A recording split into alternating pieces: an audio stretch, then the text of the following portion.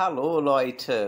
Hoje eu vim gravar a aula para vocês do manual de realização das letras dentro de uma palavra.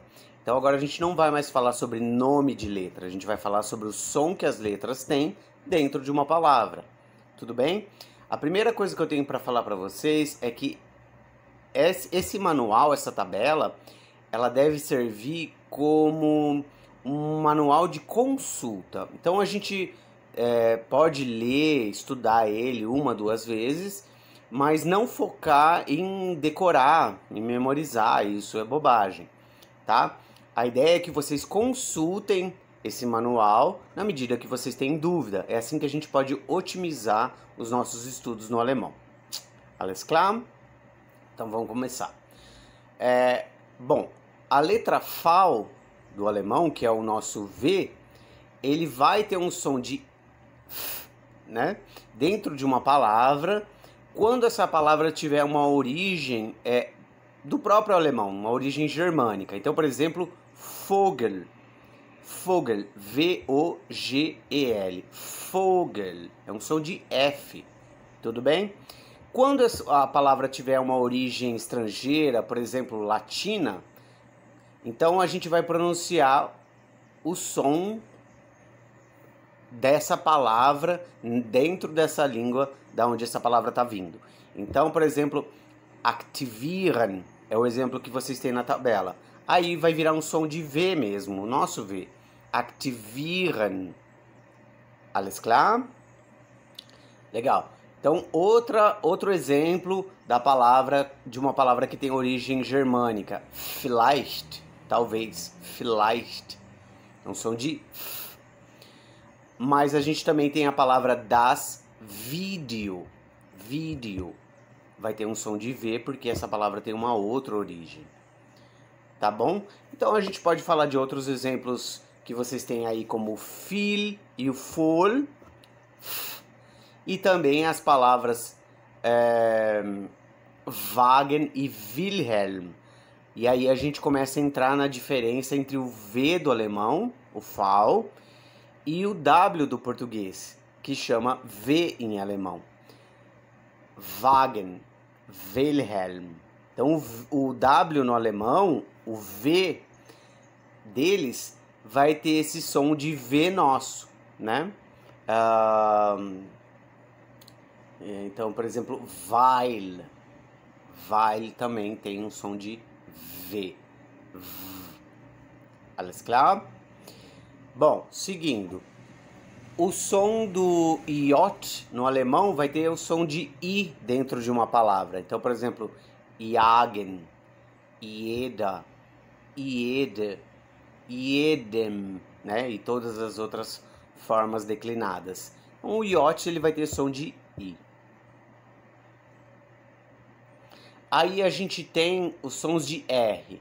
Então o H no alemão, quando ele vem antes de uma vogal, ele vai ter o som do nosso R, né? O nosso R, por exemplo, quando tem dois R's, como carro, ou o R quando vem no começo de uma palavra, por exemplo, rápido, né? Esse som de R. Então, o H ele vai ter o som de hat, haben, tudo bem? No caso de o H vir no meio de uma palavra, por exemplo, gehen ou Ruhe, então aí o H ele vai ter um som omitido, né? A gente vai falar gehen, prolonga o E e não pronuncia o H. Agora a gente também tem um som do R do alemão. Então aí vocês têm os exemplos.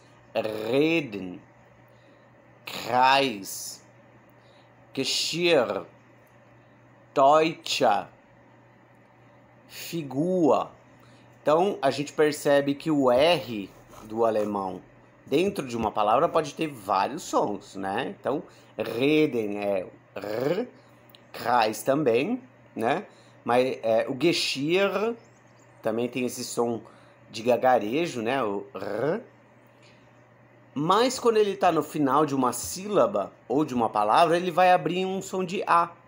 Por exemplo, Deutsche, Figur, vorschlagen, está no meio de uma palavra, mas está no final da sílaba. Vorschlagen. Aí ele adquire um som de A. Was noch? Vamos lá. Bom, o próximo tema aí da tabela de vocês é a diferença do M e do N no final das sílabas. Então é lógico, no começo da sílaba tem a mesma diferença basicamente que tem no português, né? Machen e Nachricht, né? MN, mas no final da sílaba, essas letras elas têm que ser bem pronunciadas, porque a gente vai cair no caso do dem e do den, né? Então a gente tem que marcar bem. Quando a gente pronunciar o M no final da sílaba ou de uma palavra, a gente fecha o lábio. M, dem, dem, por exemplo.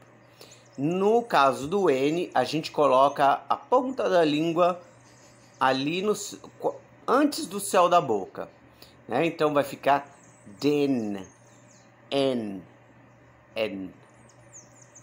Então a gente tem os exemplos Institution e den. No caso do M, a gente vai ter bequem e dem. Bom, agora o caso do X do alemão, na grande maioria das vezes ele vai ter o som de KS, de X.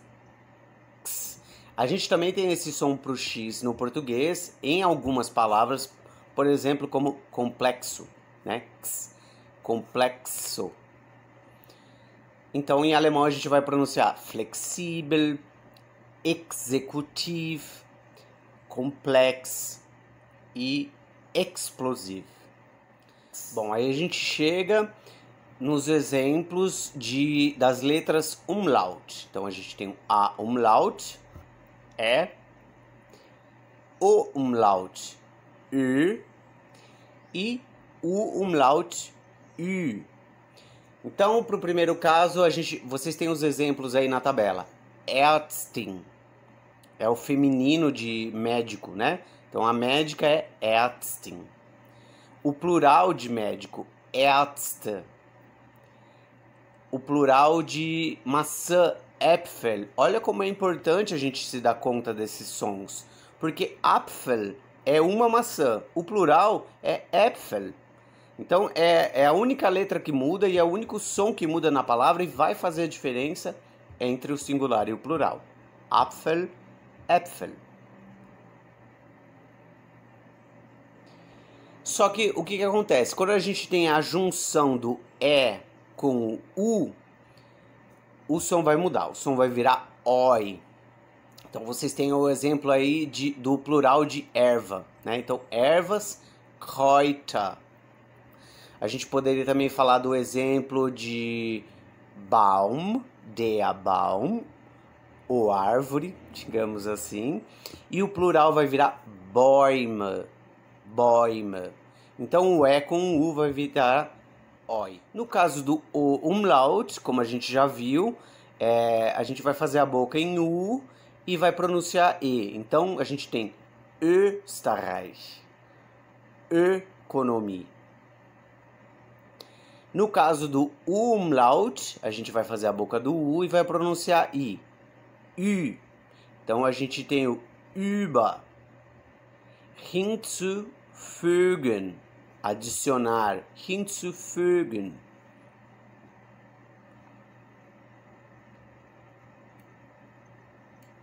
Aí a gente chega no S7, que vai ter o som de dois S's.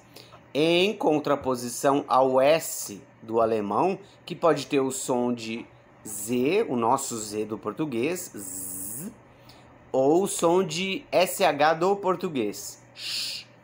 Então vamos lá.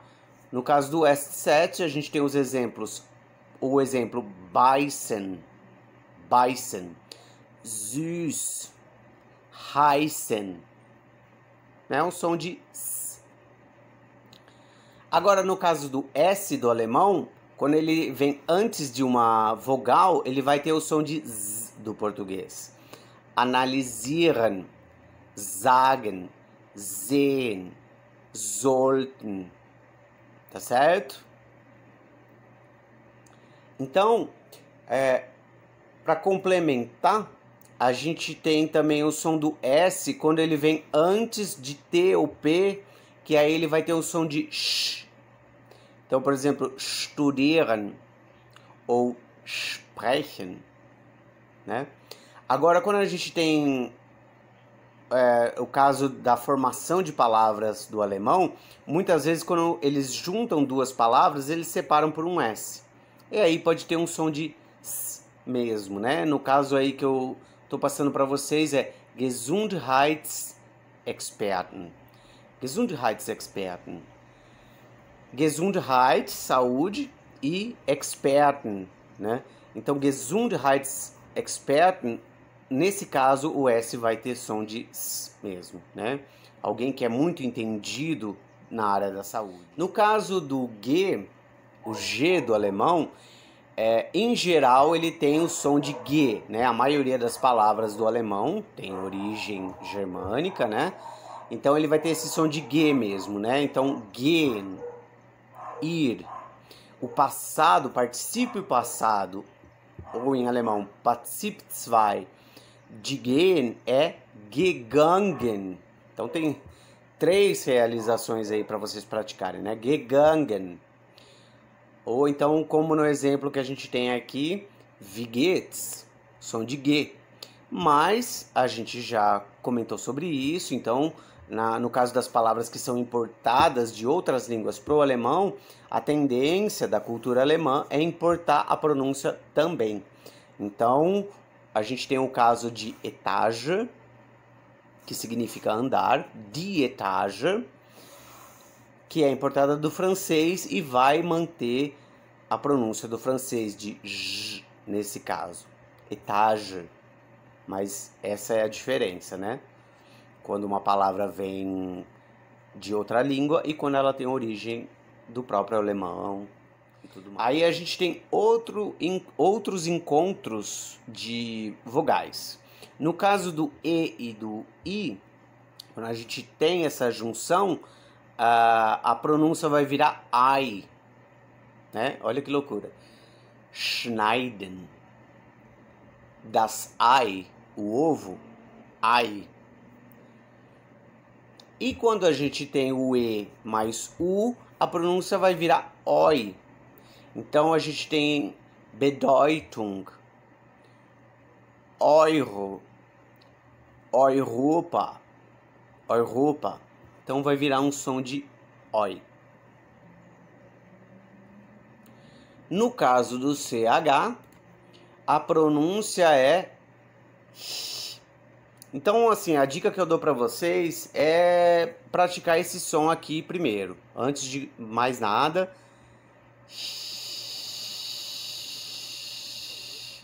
Vejam se vocês conseguem fazer esse som de balão furado, né? Então a gente tem o ich, weich, schwach. Aí, no caso de schwach, ele pega um pouco mais na garganta, né? Schwach. É um pouco diferente.